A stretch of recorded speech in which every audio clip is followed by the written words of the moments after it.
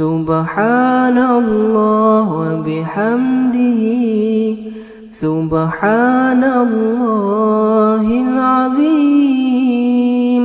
Ladies and gentlemen, do you know if anyone who has missed one fast intentionally and he wants to make up, what he can do?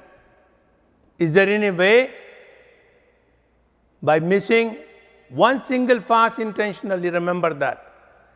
Prophet ﷺ said, if a person missed one fast intentionally and if he fasts the rest of the life, the compensation will not be sufficient. Do you understand that? How important it is fasting?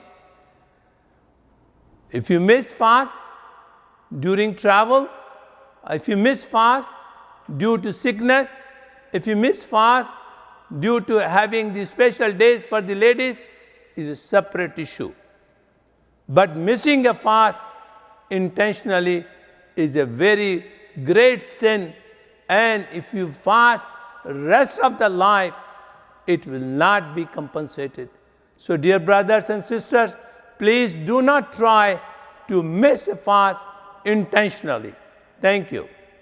Allahumma salli ala Sayyidina Muhammadin wa ala